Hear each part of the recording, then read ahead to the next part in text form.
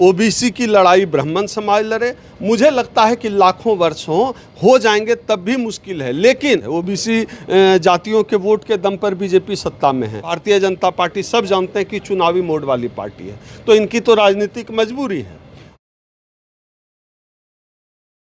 नमस्कार दोस्तों, स्वागत है आपका मेरे खास चैनल में और मैं हूं कशिश आपके साथ। जातिगत जनगणना को लेकर लगातार चर्चा जारी है। लोगों के मन में सवाल है कि अचानक से ये यू टर्न क्यों? क्या राजनीतिकरण हुआ इस वजह से? क्या यहाँ पर जो विपक्ष था वो लगातार सवाल उठा रहा था? इस पर तमाम तरीके के सवाल है। उस पर चर्चा करने के लिए मेरे साथ डॉक्टर ओम सुधा जी हैं।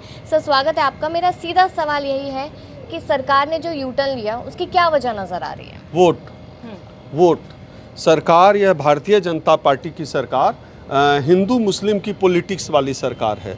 लेकिन आप देखिए 2024 के लोकसभा चुनाव में हिंदुत्व की राजनीति करने वाली सरकार अयोध्या की सीट हार जाती है। इसको और भारतीय जनता पार्टी को गठबंधन से सरकार बनानी पड़ती है, तो इसको आप हल्के में नहीं ले सकते हैं। 2024 के लोकसभा चुनाव का जो सबसे बड़ा मुद्दा था वो जाति जनगणना का मुद्दा था। अभी बिहार में भी चुनाव है और तमाम तरह के चुनाव होने वाले हैं। भारतीय जनता पार्टी सब जानते हैं कि चुनावी मोड वाली पार्टी है, तो इनकी तो और राजनीतिक मजबूरी होनी चाहिए। राजनीति किसी भी मुद्दे पर, हमारा तो यह मानना है, जब तक कोई मुद्दा राजनीति का मुद्दा नहीं बनेगा, किसी मुद्दे पर राजनीति नहीं होगी, तब तक उसका समाधान ही नहीं हो सकता है।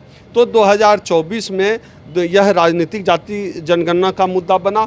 लेकिन अगर इसके फ्लैशबैक में जाते हैं कशिश, तो आप देखिए कि लालू प्रसाद यादव, रामविलास पासवान, शरद यादव, इन नेताओं ने उस समय जो है पार्लियामेंट, लालू प्रसाद यादव जी जैसे नेताओं ने पार्लियामेंट बंद कराया इस मुद्दे पर, जाति जनगणना के मुद्दे पर। लेकिन यह मुद्दा जो है राजनीतिक मुद्दा नहीं बन पाया। ये अच्छी बात है कि यह मुद्दा राजनीति बना है। और 2024 में जिस तरह से तेजस्वी यादव, चाहे राहुल गांधी हों, अखिलेश यादव हों, इन तमाम नेताओं ने जो है इसको राजनीतिक मुद्दा बना दिया। लेकिन इसके पीछे एक बड़ा सामाजिक आंदोलन भी है। एक सामाजिक आंदोलन, बामसेब जैसे संगठन, परिसंघ जैसे संगठन, हम जैसे सड़क पर लड़ने वाले लोगों ने लगातार, मैंने ही इस पर 50 सम्मेलन अब तक किए होंगे और मुझे लगता है कि मैं 200-300 से ज़्यादा सभाओं में जाति जनगणना का सवाल उठा चुका हूँ। तो ये मुद्दा जो सामाजिक मुद्दा था, ये इतना बढ़ गया कि राजनीतिक मुद्दा बना और अब वोट का मुद्दा बन गया। और जहाँ भी वोट की बात होगी वहाँ भारतीय जनता पार्टी पीछे हटने वाली नहीं है। लेकिन आप ये देखिए ना कि बिहार चुनाव की अगर मैं चर्चा करूँ तो लगभग 6 महीने बिहार चुनाव में, और अगर इसकी शुरुआत होती है तब तक ये पूरा भी नहीं हो पाएगा, और पता नहीं शुरुआत भी होगी या नहीं होगी। नहीं, मसला सिर्फ बिहार में तो हो चुका है।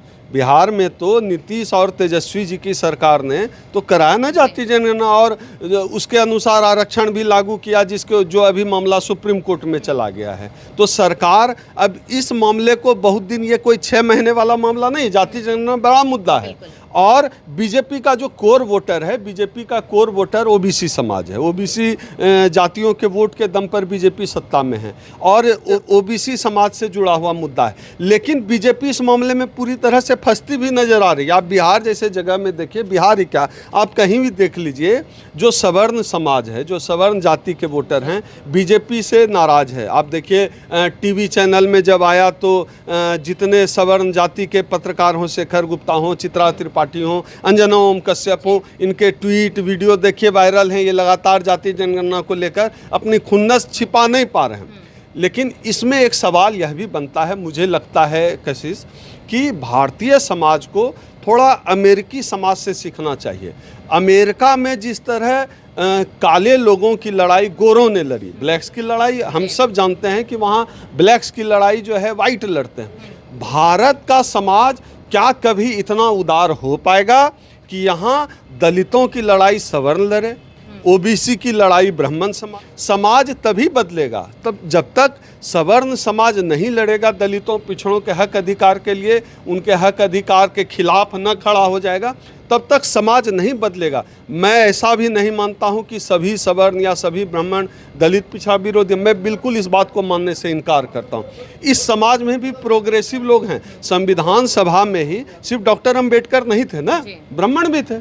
और आज भी देश में जो संसद से तमाम बिल पास होते हैं दलितों के हक अधिकार के लिए, ब्राह्मण भी होते हैं। लेकिन एक समाज के तौर पर, एक राष्ट्र के तौर पर हम जब तक नहीं बदलेंगे, मुझे लगता है कि सवर्ण समाज को अब जाति जनगणना के पक्ष में खड़ा होना चाहिए। और इस बात से कितनी न्यायिक बात है कि जिसकी जितनी आबादी है उसकी इतनी भागीदारी हो। आप बताइए, सुप्रीम कोर्ट में एक भी ओबीसी जज नहीं है, जिसकी आबादी 70%, उसका एक भी ओबीसी का जज नहीं सुप्रीम कोर्ट में।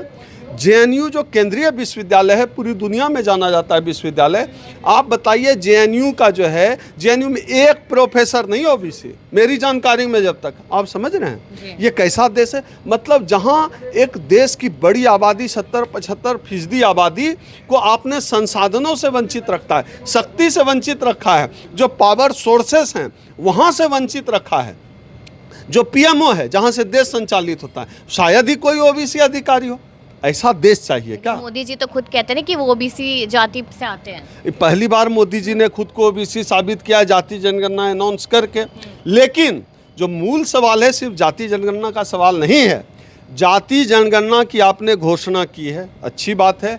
जाति जनगणना कब शुरू करेंगे, कब खत्म करेंगे? और जो सबसे बड़ा सवाल है जाति जनगणना जिसके लिए चाहिए वो ये है, क्या जाति जनगणना के आंकड़े सार्वजनिक होने के बाद आबादी के हिसाब से भागीदारी दी जाएगी? ये सबसे बड़ा सवाल है, ये सबसे न्यायपूर्ण और तथ्यपरक सवाल है।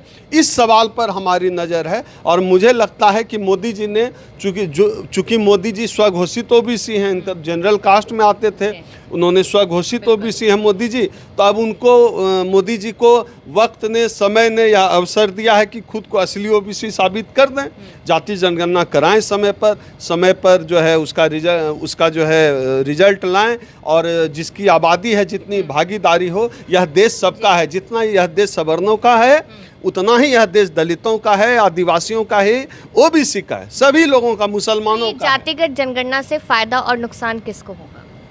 जाति जनगणना अगर पूरी ईमानदारी से देखें तो जाति जनगणना राष्ट्र का विकास की दिशा में सबसे बड़ा कदम है। और नुकसान क्यों होगा किसी को?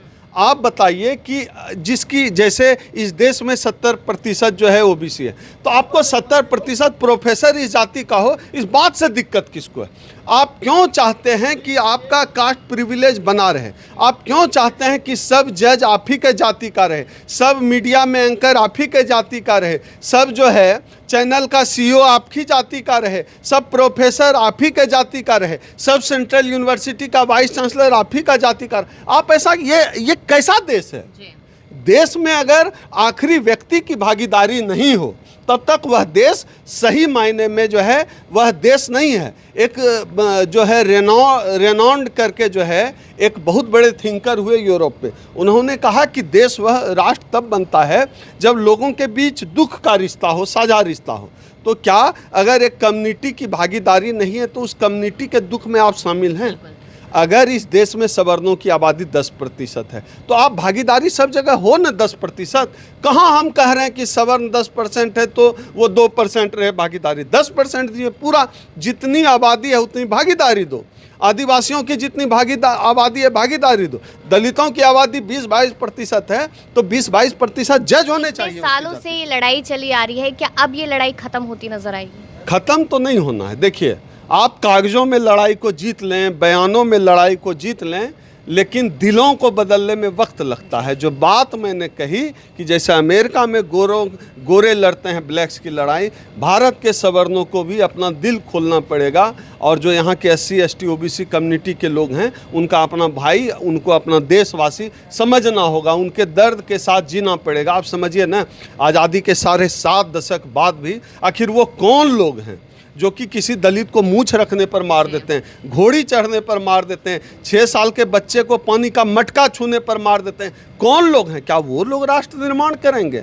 जब तक इस देश में इस तरह का भेदभाव, और कोई एक घटना नहीं है, इस तरह की घटनाएं हर दिन हर जगह पूरे देश में, हर जिले में, हर जगह हो रहा है। तो हमारा मन जब तक साफ नहीं होगा, आप कागजों में कोई योजना ले आइए, हर इस देश के हर नागरिक को, चाहे किसी भी व्यक्ति को हो, एक दूसरे का जो है भागीदार समझना होगा, दुख समझना होगा और उनके हक अधिकार के साथ खड़ा होना पड़ेगा। तभी मुझे लगता है राष्ट्र बनेगा और इससे किसी को तकलीफ भी नहीं होगी। बहुत बहुत शुक्रिया सर आपका।